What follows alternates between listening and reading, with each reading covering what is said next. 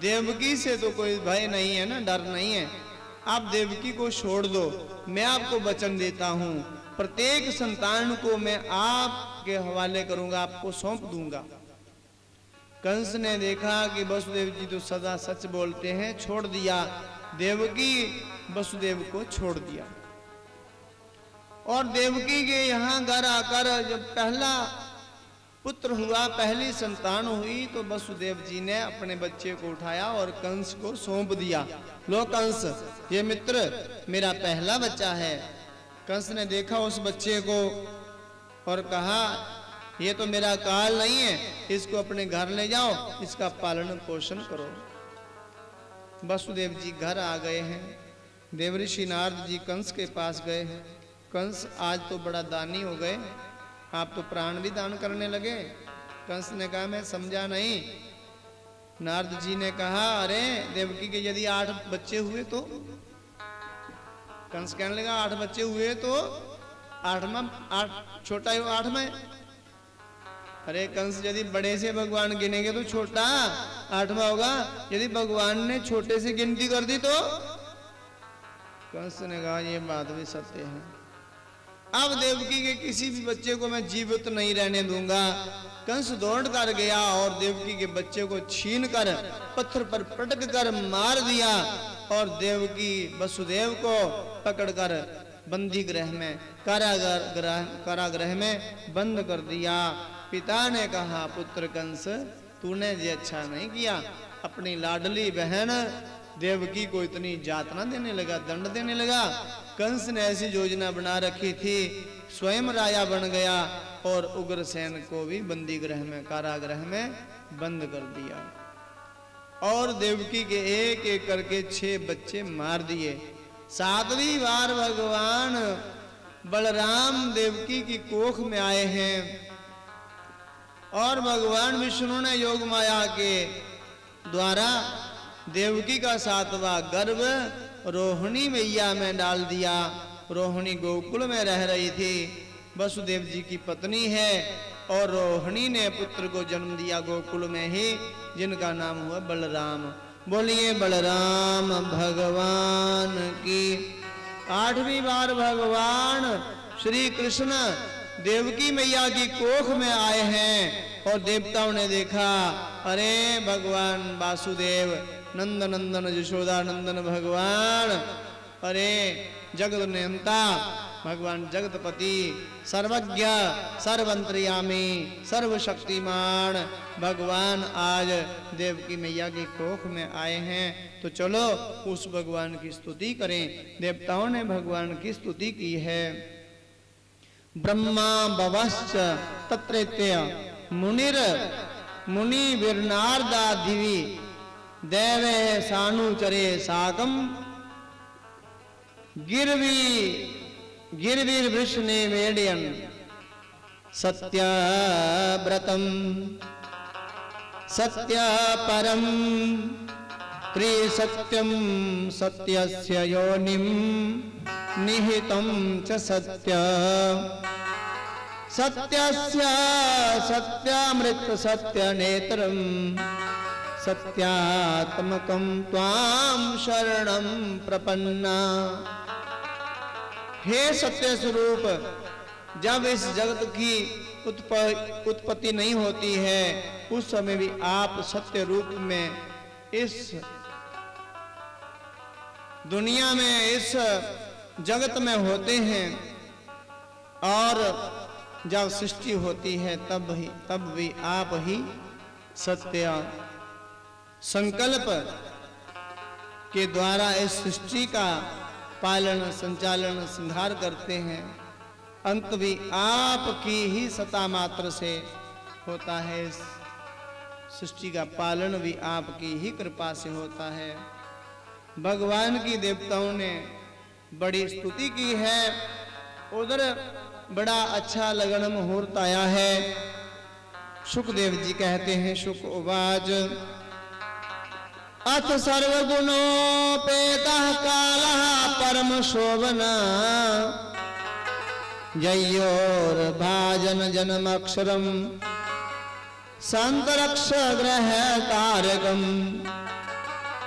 दिशा प्रसे दुर्गमनम निर्मलोड़ो गणोदयम महिमंगल भूयिष्ठ पूर्वग्राम ब्रजातरा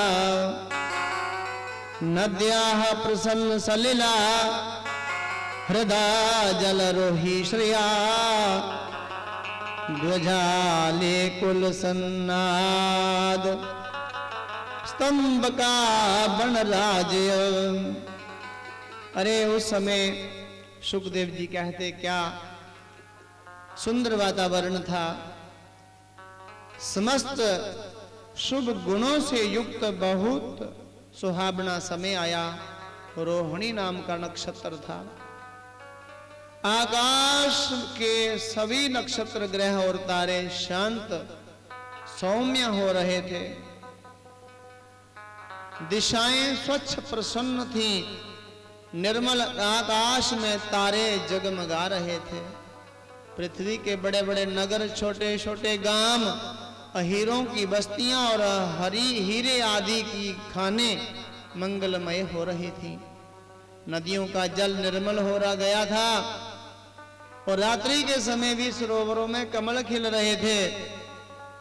one में वृक्षों की पंक्तियां रंग बिरंगे पुष्पों के गुच्छों से लद गई थी। कहीं पक्षी चहक रहे थे तो कहीं बोरे गुनगुना रहे थे, गुंजार कर रहे थे। ऐसा सुंदर वातावरण था। नदियां बड़ी प्रसन्न थीं क्योंकि राम अवतार में नदियां इतना भगवान का साफ दर्शन नहीं कर पाई, क्योंकि भगवान राम नदियों के ससुराल गए थे।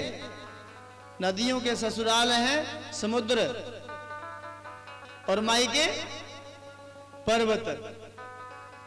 भगवान राम जब लंका में गए सेतु बांध के ऊपर चलकर, तो नदियों ने देखा ससुराल में आए हैं, राम जी के दर्शन कर ले। किंतु सेतु बांध के दोनों ओर जल जंतुओं ने भीड़ मचा रखी थी। इतनी भीड़, राम जी ने कहा वानर सैनिकों से, आप धीरे धीरे पुल के ऊपर से ही नहीं, इन जल जंतुओं के ऊपर से भी चलना प्रारंभ कर दो। वानर सैनिकों ने कहा यदि प्रभु इन जल जंतुओं ने डुबकी लगा दी तो हमारा भी हो गया गोविंदाय नमो नमः। भगवान राम ने कहा ये जल जंतु मेरा दर्शन करके अपनी शुद्ध बुद्ध भूल चुके हैं, इसलिए आप इनके ऊपर चलो, कोई बात नहीं। ऐसा ना हो रावण को पता चल जाए, आगे से वे सेतु बंध तोड़ाने का काम शुरू कर दे। अब चलो। अब राम जी को जल तो पास में दिखा नहीं समुद्र का, क्योंकि समुद्र के दोनों ओर जल जंतुओं ने भीड़ मचाई रखी थी। भीड़ इतनी थी, जल बहुत दूर था। और नदियां तो दर्शन करेंगी जल के माध्यम से। अब नदियां प्रसन्न हैं, क्यों? क्योंकि इस बार भगवान हमारे जीजा बनेंगे। क्योंकि हमारे दीदी जी हैं जमुना जी, और जमुना जी के पति कौन हैं? श्री कृष्ण जी। इसलिए नदियां प्रसन्न हैं। अब हमारे जीजा जी हैं ये। शनिदेव भी प्रसन्न बड़े, क्योंकि शनिदेव के भी कृष्ण क्या लगते? जीजा। जमुना, यमराज, शनिदेव, ये सब बहन भाई हैं, बड़े प्रसन्न हैं। नदियां बड़ी प्रसन्न हैं। सावन भादों में बारिश भी बार बार होती रहती है, इसलिए नदियां भरी पड़ी रहती हैं। कहीं बादल गर्जना कर रहे थे और रात्रि के समय भी कमल के फूल खिले हुए थे। ऐसा सुंदर वातावरण था। रात्रि को भी आकाश निर्मल हो गया था। वर्षा के बाद आकाश एकदम निर्मल, और आसमान के तारे इतने जगमगा रहे थे मानो आसमान ने भगवान का स्वागत करने के लिए जगनमाला लगा रखी है। जैसे जे इस पे यज्ञशाला पे जगनमाला रोज जलती है ना, रात को आप देखते ना सत्संग में, रात को भी 12-1 बज जाता, जहां पता ही नहीं चलता। दिन रात एक जैसा कर दिया। दिन में भीड़ कम, रात्र को ज्यादा। रात को अधिक। अब 2 दिन की बात है, आज और कल 2 दिन रात, 2 रात को, आज रात भी सत्संग, कल भी सत्संग। स्वामी श्री बुआता जी महाराज आएंगे। आप ले लो आनंद। परसों के बाद तो फिर अपने घर के धंधे को संभाल लेना। अब इतने दिन हो गए आपको बिठाए रखा, आप घर में रहते थे, सुंदर सुंदर पकवान बनाकर आप पाते थे, कभी नमकीन, कभी कचौड़ी, कभी हाँ श्रृंगार करते थे, टीवी देखते थे, साफ सफाई करते थे, बर्तन साफ, सब साफ। आप पता नहीं कितने जूठे हो गए आपके घर के बर्तन, कितनी गंदगी पड़ी हुई है। इतने दिनों से टीवी को भी देखा कि नहीं, उसका भी हाल चाल पूछा कि नहीं। अब सिर में पता नहीं जटाएं बन गई हैं, कंघी भी की कि नहीं की। अब 2 दिन की और बात है। कंघी करते रहे, होती है, वाह। सफाई भी होती घर में, भोजन प्रसाद भी होता है। हाँ, ये संसार के काम सभी चलते आए हैं और चलते रहेंगे, इसमें कोई रुकावट आने वाली नहीं। किंतु आप 4-5 घंटे दिन में और 2-3 घंटे रात में बुराइयों से, कई बुराइयों से बच गए। घर में होते किसी की बात कर देते, कितना दोष लगता, कितनी चिंताएं होती। घर में खाने की, पीने की मन नहीं लग रहा, चलो और कुछ नहीं, चाय बनाओ, 2 घूंट पी ले। चलो कुछ नहीं तो चलो चीनी को एक फांकी लगा ले। चलो उनके यहाँ चलते हैं, वहां बैठते हैं। सत्संग से बड़ा लाभ है, सत्संग में बड़ा लाभ है। इसलिए प्रार्थना किया करो भगवान से कि मुझ पर इतनी कृपा बनाए रखना प्रभु, कि आप अपना ध्यान करवाते रहना, बस अपना सिमरन करवाते रहना। पर्वत बड़े प्रसन्न हैं, पवन देव प्रसन्न हैं, क्योंकि पिछले अवतार में मेरे पुत्र ने ही भगवान की सेवा करी, मैंने सेवा नहीं की। राम अवतार में पवन पुत्र हनुमान ने सेवा की है, किंतु इस बार मैं स्वयं सेवा करूंगा। भगवान आने वाले हैं, मैं स्वयं सेवा करूंगा। हाँ, जो स्वयं पूजा अर्चना करने का आनंद है ना, दूसरों की सेवा अर्चना करने से वे आनंद की अनुभूति नहीं होती। घर में पूजा होती है, हाँ होती है। हमारी बेटी रोज जोत जलाती है। अरे रोज बेटी जोत जलाती है, आप नहीं जलाते ना, टाइम नहीं लगता है। मंदिर जाया करो, हाँ हमारा बेटा रोज मंदिर जाता हो, और आप टाइम नहीं है। स्वयं पूजा अर्चना करने से, स्वयं सेवा करने से जो आनंद की अनुभूति होती है, वे और परिवार के सदस्यों के द्वारा पूजा अर्चना करने से वे सुख की अनुभूति नहीं होती। इसलिए पवन देव आज प्रसन्न है, नक्षत्र बड़े प्रसन्न हैं, चांद बड़े प्रसन्न हैं, चंद्रदेव। क्यों? क्योंकि जब राम जी का अवतार हुआ था तो सूर्य इतने प्रसन्न कि एक जगह ही स्थिर रहे थे, एक जगह टिके रहे। कितने दिनों तक? राम जी का जब अवतार हुआ था तब कितना बड़ा दिन हुआ था बताओ, कितना बड़ा दिन हुआ था? 1 महीना भर सूर्य एक जगह रहे। मास दिवस कार दिवसवा मर्म न जानई कोई, रथ समेत रवि था के निशा कवन विधि होई। रथ सहित सूर्य थक गए, रात कैसे हो? देव ऋषि नारद दौड़ कर गए और सूर्य को देखा, प्रेम अपार प्रेम में मगन हुए, एक ही जगह स्थिर हैं कि मेरा कुल, मेरा वंश पावन हो गया। भगवान ने मेरे कुल को पवित्र कर दिया अवतार लेकर। किंतु उस समय चंद्र देवता इतने प्रसन्न नहीं थे, खिन्न थे। भगवान राम ने मन ही मन कहा, अरे चंद्रदेव मेरे आने से आप दुखी हो क्या? चंद्रदेव ने कहा, मैं दुखी नहीं हूं, किंतु मुझे लग रहा है कि मेरा परिवार, मेरा वंश पवित्र नहीं होगा। सूर्य और चंद्र दोनों बराबर बराबर चले थे, दोनों के वंश, किंतु आज सूर्य का वंश पवित्र हो गया, मेरा वंश पवित्र नहीं हुआ। भगवान राम ने कहा, अरे चंद्रदेव, भले ही मैं सूर्य वंश में अवतार ले रहा हूं, किंतु मेरे नाम के साथ सूर्य नहीं लगेगा। राम के साथ सूर्य है क्या? नहीं है। बोलिए सियावर राम सूरज की ले जय। कोई राम सूरज है? कथा सुनकर भी जय। सियावर कोई राम सूरज है? अरे नहीं है।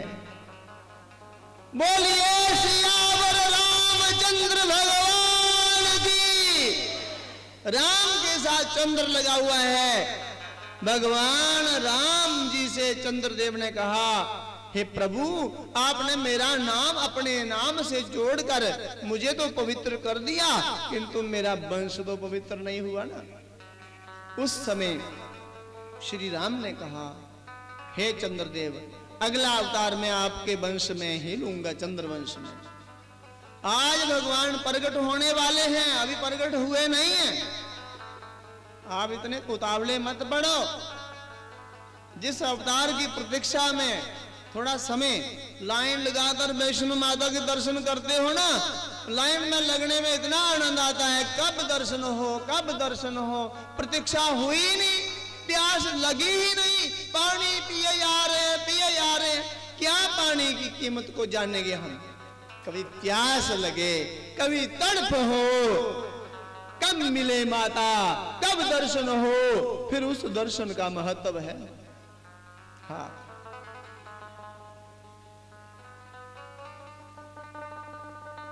आज नदियां प्रसन्न हैं, पवन देव प्रसन्न हैं, अग्नि देव प्रसन्न हैं। क्यों? क्योंकि कंस आदि राक्षसों के भय से ऋषियों ने अग्निहोत्र करना, हवन करना बंद कर दिया। क्योंकि कंस ऐसा दुष्ट राक्षस है, जहां जहां यज्ञ होते हैं ना, जहां जहां, हाँ, मूलमहे विष्णोर देवानाम यत्र धर्मा सनातना तस्य च ब्रह्म गो विप्रास्तपो यज्ञः सदक्षिणा। मूल, विष्णु का मूल स्थान है यज्ञ। भागवत कह रही है ऐसा। विष्णु का मूल स्थान क्या है? यज्ञ, तप और दक्षिणा सहित जहां यज्ञ हो रहा है वे यज्ञ। यज्ञः सदक्षिणा भागवत ने कहा है। देवताओं की जड़ है विष्णु, और वहां रहता है विष्णु जहां सनातन धर्म है। सनातन धर्म की जड़ है वेद, गौ, ब्राह्मण, तपस्या और वेद यज्ञ, जिसमें दक्षिणा दी जाती है।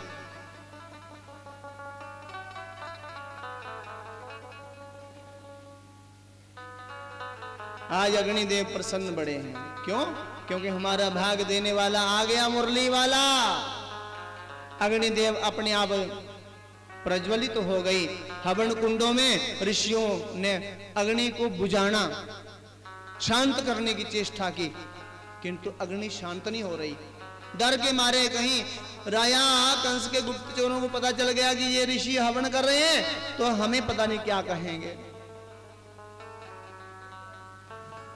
अग्निदेव से आवाज आई कि अब डरो नहीं ऋषियों, हमारा भाग्य विधाता हमारा भाग्य देने वाला आ गया है, आने वाला है।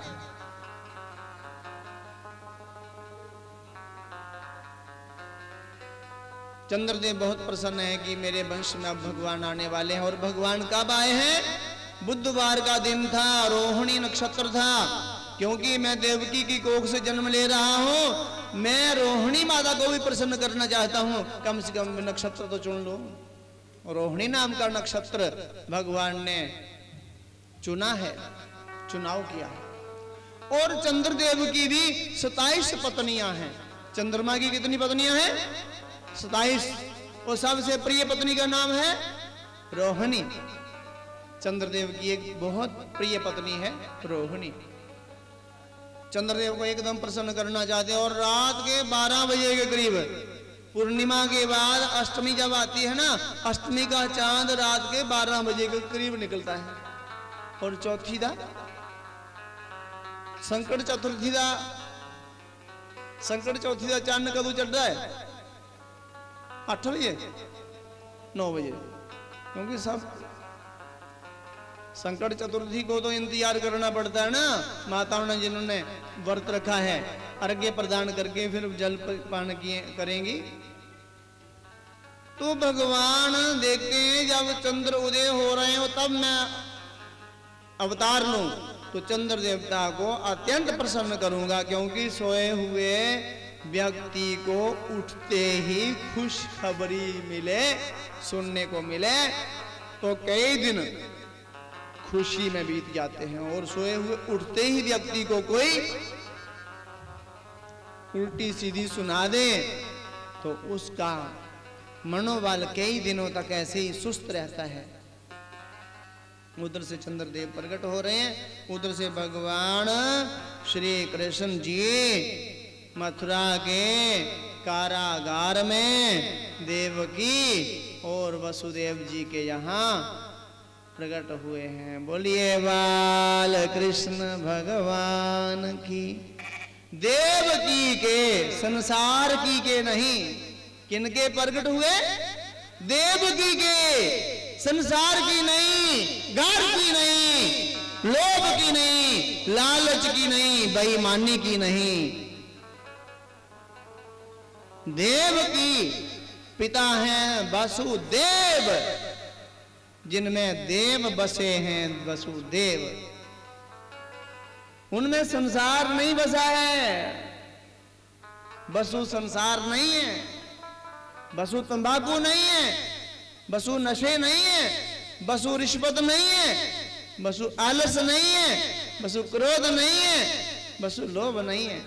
वसुदेव और देवकी के यहाँ भगवान ने अवतार लिया। और भगवान चतुर्भुज रूप में प्रकट हुए हैं। कैसे रूप में? चतुर्भुज रूप में।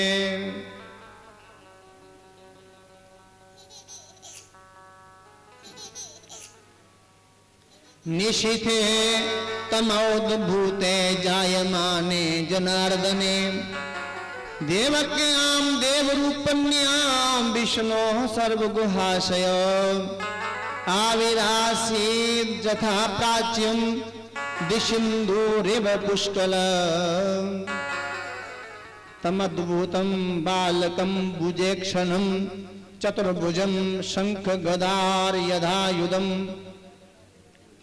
चतुर्भुजं शंख गदार युधायुधं श्रीवत्सलक्ष्मं गलशोभिकुशुभं पीतांबरं सांद्रपयोदशोभगं। भगवान शंख चक्र गदाधारी चतुर्भुज रूप में प्रकट हुए हैं। और वसुदेव जी ने भगवान का दर्शन किया और वसुदेव भगवान की स्तुति करते हैं। वसुदेव उवाच विदितो असि भगवान साक्षात् पुरुषः प्रकृते केवलानुभवानंद स्वरूपा सर्वबुद्धिद्रक। वसुदेव जी ने कहा मैं समझ गया कि आप प्रकृति से परे साक्षात पुरुषोत्तम हैं। आपका स्वरूप है केवल अनुभव और केवल आनंद का। आप समस्त बुद्धियों के एकमात्र साक्षी हैं। आप ही सर्ग के आदि में अपनी प्रकृति से इस त्रिगुणमयी जगत की सृष्टि करते हैं, फिर उसमें प्रविष्ट होने पर भी आप प्रविष्ट के समान जान पड़ते हैं। देवकी ने भी भगवान की स्तुति की है। देवक्युवाच रूपम यद तद प्राहुर्व्यक्तमाद्यम ब्रह्म ज्योतिर्निर्गुणम निर्विकारम सतामात्रम निर्विशेषम निरीहम सात्वं साक्षात् विष्णुर अध्यात्म दीप। हे भगवान प्रभु, वेदों ने आपके जिस रूप को अव्यक्त और सबका कारण बतलाया है, जो ब्रह्म ज्योति स्वरूप समस्त गुणों से रहित और विकारहीन है, जिसे विशेषण रहित अनिर्वचनीय निष्क्रिय एवं केवल विशुद्ध सत्ता के रूप में कहा गया है, वही बुद्धि आपके प्रकाशक विष्णु आप ही हैं, स्वयं आप ही हैं प्रभु। भगवान की स्तुति की है और भगवान ने कहा है आप पिछले जन्म में क्या क्या थे, प्रश्नी गर्भ और सुतपा थे। आपने बड़ी कठोर तपस्या की, उस समय तम लोके शीलोधार्य गुणे समम अहम सुता वाम भवम पृश्मी गर्भ इति श्रुता। आपका पुत्र में पृश्नी गर्भ से विख्यात हुआ और दूसरे जन्म में कश्यप अदिति के रूप में आप प्रकट हुए, तो मैं बामन बनकर आया। छोटा रूप होने के कारण लोगों ने मुझे बामन कहा, नाम मेरा उपेंद्र था। इस बार मैं आपके यहाँ पुत्र बनकर आया हूं। तुरंत भगवान पुत्र रूप में प्रकट हुए हैं। श्री राम जय राम। वसुदेव जी से कहा मुझे गोकुल पहुंचाओ। वसुदेव जी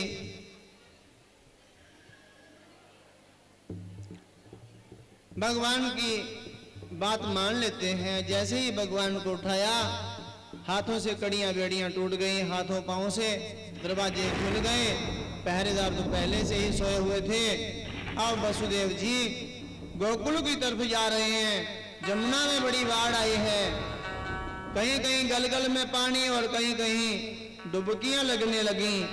मन में आया कि इस बालक को बचाना चाहता था, उम्मीद नहीं है। आप शांत बने रहें।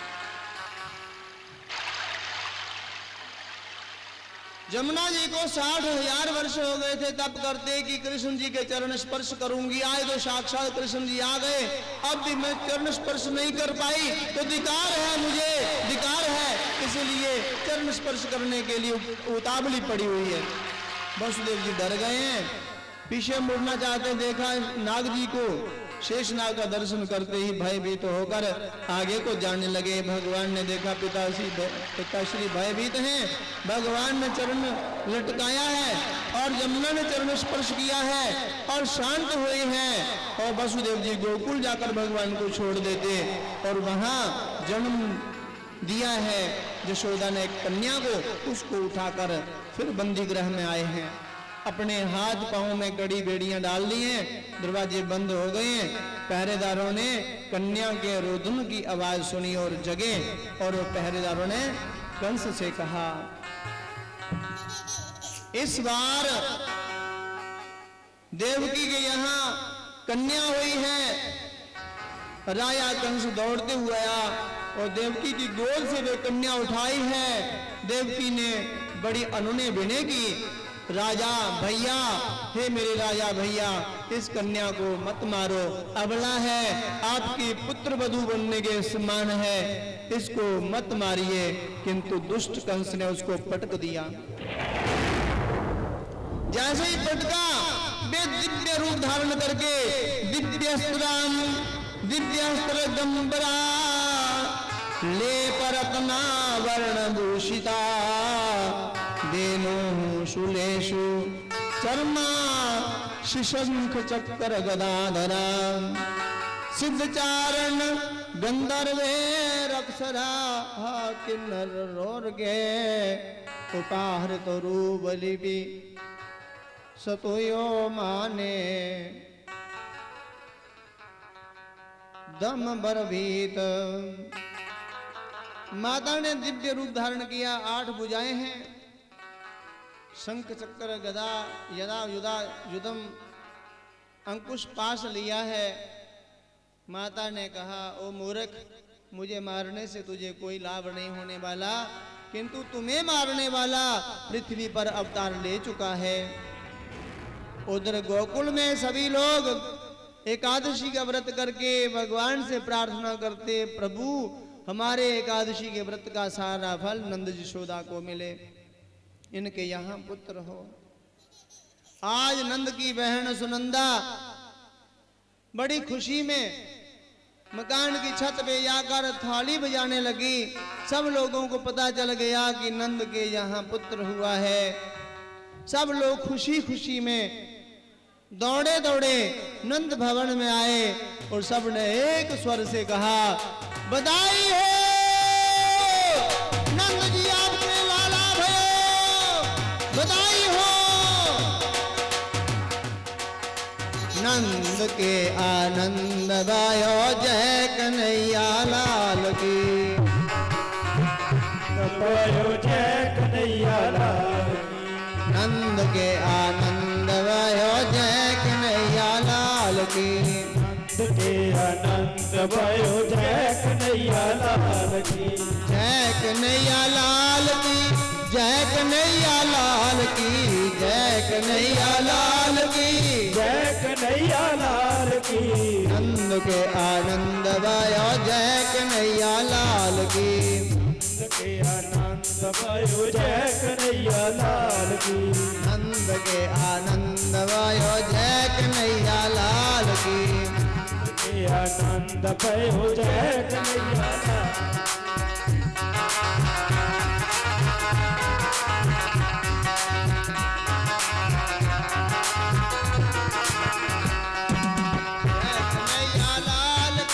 जय कन्हैया लाल की, जय कन्हैया लाल की, जय कन्हैया लाल की। नंद के आनंद भयो, जय कन्हैया लाल की, नंद के आनंद भयो, जय कन्हैया लाल की।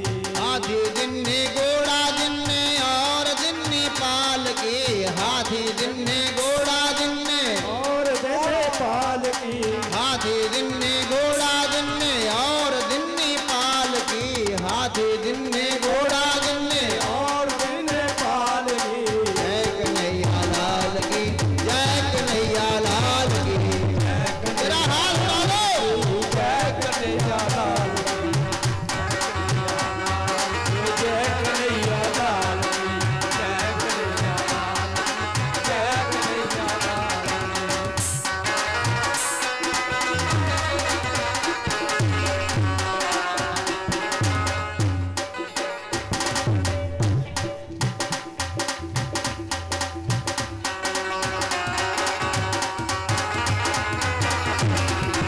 जय कन्हैया लाल की, जय कन्हैया लाल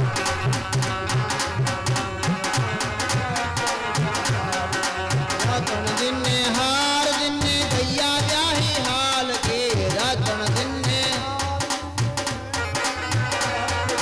रतन जिन्ने हार जिन्ने गैया ब्याही हाल की, रतन जिन्ने हार जिन्ने गैया ब्याही, कंठा और कठुल्ला जिन्ने जिन्ने मुक्ता हाल की, कंठा और कठुल्ला जिन्ने जिन्ने मुक्ता। जय कन्हैया लाल की, जय कन्हैया लाल की, जय कन्हैया लाल की, जय कन्हैया लाल की। नंद के आनंद भयो, जय कन्हैया लाल की, नंद के आनंद भयो, जय कन्हैया लाल की, नंद के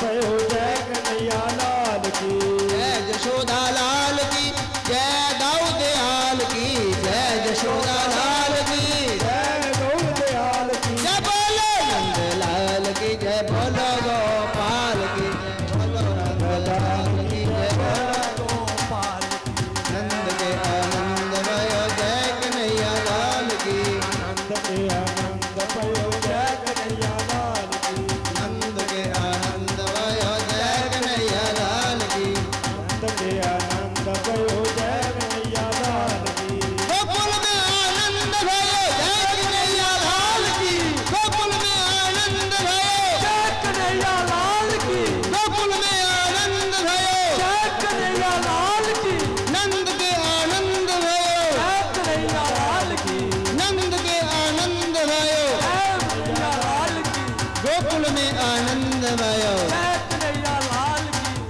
जय कन्हैया लाल की जय कन्हैया लाल की जय कन्हैया लाल की जय कन्हैया लाल की पूनम के चंद्र जैसी शोभा है बाल की पूनम के चंद्र जैसी